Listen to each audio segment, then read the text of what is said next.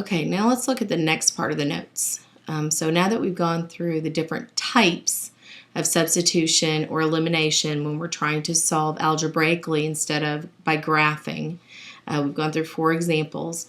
The first thing we need to do whenever we look at a new set is just to determine whether we're going to do substitution or elimination. So let's practice that first, and then we're not going to solve anything yet. We're just going to look at it and say, okay, are we going to substitute or are we going to eliminate? And then in our next section, we're actually going to practice those skills. So we're going to identify whether you use substitution or elimination, and then we're going to identify which variable is going to we'd solve for. So which one's going to disappear and which one are we going to solve for. So if I'm looking at this first set right here, I see everything lined up in standard form. Well, the one that we did that was everything lined up in standard form, even looking up here, was this one, and that's elimination. So my strategy here is going to be elimination. And I'm just going to write elimination here. Okay, and so if I'm going to do elimination, I'm going to be adding these two, right? Because these are opposite signs, so if I add them together, they become 0, and that's the whole point. So my y's are going to drop out, so I'm going to solve for x first. That's all we're doing here. Okay, so now B. I do not see both of these in standard form. This one is, this is not. So I'm not going to be using elimination. That doesn't seem very easy. My equal signs are not lined up. Even though it looks like my x term here, my y terms seem to be opposites and my coefficients, but the equal sign, you have to note they are not in the right place. So I'm not going to be doing elimination here. I do have x equal to something, so one of my variables is nicely already solved for. So this would be a great time to do substitution. So I'm going to substitute, and I'm going to substitute in for the x here, which means my x term will drop out because this will replace that x. So I'm going to be solving for y. Okay, C, same thing. I'm looking to see if everything's lined up. Well, it's not, so elimination does not seem to be easy here.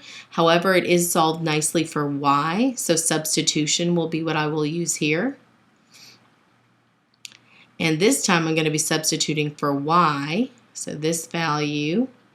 So this will become this down here, so the y's will drop out, and I'm going to solve for x first because all of my y's will not be there, only x's. The next one, I see everything nicely lined up, so and my equal signs are lined up, so I'm going to use elimination here.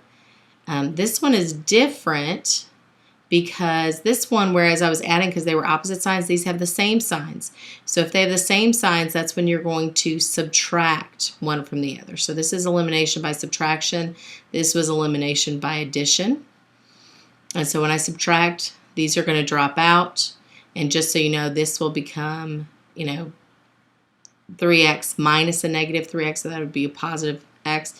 This is 12 minus 4, so that would become 8. So we're going to solve for x here because the y's drop out. And then the last one, this is a value. Everything's lined up, but it's not elimination because both of these are equal to 3y. So this is what we call substitution. And so since each of these are equal to each other, we're going to say substitution. So 3y equals this, 3y equals this. This is that transitive property. So both of these will be equal to each other, so we will solve for x first in this one. Hopefully that makes sense. So we're just getting used to determining whether we're going to solve for x or y. And then once we determine whether we're going to solve for x or y, then we actually can do the elimination or substitution and start working. So that's going to be the next section of these notes.